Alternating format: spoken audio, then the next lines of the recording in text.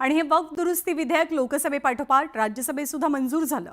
एकीकडे ठाकरेंच्या पक्षाच्या खासदारांनी या विधेयकाच्या विरोधात आक्रमक पवित्रा घेतलेला असताना प्रकृतीच्या कारणास्तव शरद पवार या विधेयकाच्या चर्चेवेळी आणि मतदानासाठी अनुपस्थित होते।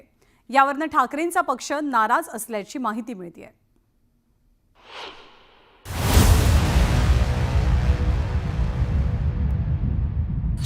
वक्फच्या चर्चेला पवारांची दांडी, पवारांमुळे ठाकरेंच्या सेनेची कोंडी,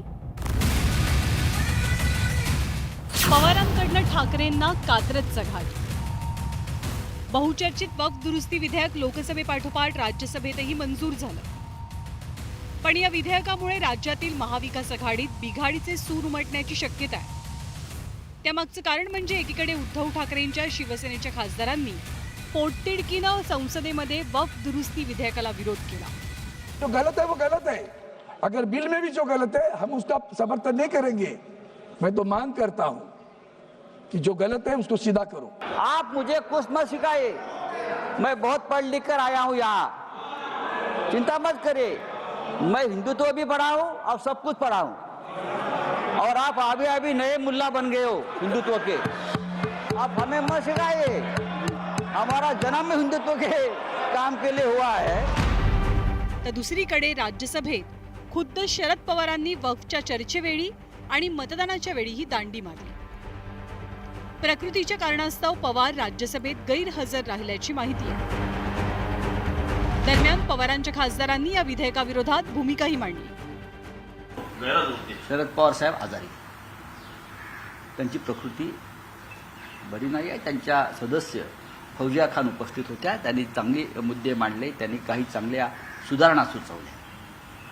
लोकसभेत त्यांचे लोक हजर होते। वक्फ बोर्ड्स को आप सशक्त करना चाहते थे तो ऑफिसेस की बात होती, इंस्टीट्यूशनल सपोर्ट देने की बात होती, स्टाफ देने की बात होती, लेकिन उनकी स्वायत्तता छीने बिना, परंतु उनकी ऑटोनॉमी अबाधित रहने देते हुए अगर करते तो कोई बात थी। सर, ऑटोनॉमी छीन कर आप कर रहे हैं बात, तो इसकी कोई वैल्यू नहीं है।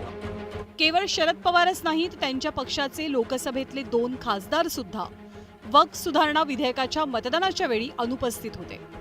त्यामुळे वक्फचा मुद्दा शरद पवारांच्या राष्ट्रवादीसाठी महत्त्वाचा नव्हता का, हा सवाल उपस्थित होतोय। त्यामुळेच पवारांनी ठाकरेंना एक प्रकारे कात्रजचा घाट दाखवल्याची चर्चा राजकीय वर्तुळात होतीये। तुम्ही म्हणताय राज्यसभेच्या मतदानावेळी, पण डॉक्टर अमोल कोल्हे असतील, बाळामामा मात्रे असतील, हे लोकसभेत मतदानावेळी नव्हते। बाळामामा तर सदस्य होते जेपीसी। हो, बरोबर आहे, पण हा प्रश्न तुम्ही त्यांच्या पक्षाच्या नेत्यांना विचारला पाहिजे ना। लोक आता हे ओळखून आहेत तुम्ही नेमक्या कोणत्या बाजूचे आहात। अहो, ज्या शरद पवारचे गुणगान गाताना तुम्ही, त्या शरद पवार या बिलावर काही जास्त बोललाय का? नेतृत्व करताना कसं करायचं त्यांच्याकडून तेवढी अक्कल तरी घ्या। शरद पवारांनी नेहमीच पुरोगामी भूमिका घेतली आहे। त्यामुळेच वक्फ सारख्या मुद्द्यावर शरद पवारांचा पक्ष आक्रमक भूमिका घेईल अशी अपेक्षा होती, पण लोकसभा आणि राज्यसभेत तसं चित्र दिसलंच नाही। याउलट उद्धव ठाकरेंच्या शिवसेना खासदारांनी अतिशय आक्रमकपणे वक्फ सुधारणा विधेयकाच्या विरोधात भूमिका मांडली। गेल्या 5 वर्षातल्या राजकारणावर नजर टाकल्यास 2019 साली शरद पवारांनी उद्धव ठाकरेंना सोबत घेत महाविकास आघाडीची मोठ बांधली। त्यामुळे शिवसेनेवर हिंदुत्वाला तिलांजली दिल्याची टीकाही झाली, आणि आजही भाजपा आणि शिंदेंच्या शिवसेनेकडनं याच मुद्द्यावरनं ठाकरेंना टीकेचे घाव सोसावे लागतात। पण ज्या पवारांमुळे उद्धव ठाकरेंनी महाविकास आघाडीचा प्रयोग केला, त्याच पवारांमुळे वक्फच्या मुद्द्यावरती ठाकरे एकाकी पडल्याचंही चित्र दिसलं। Bureau report, news 18 Lokmat.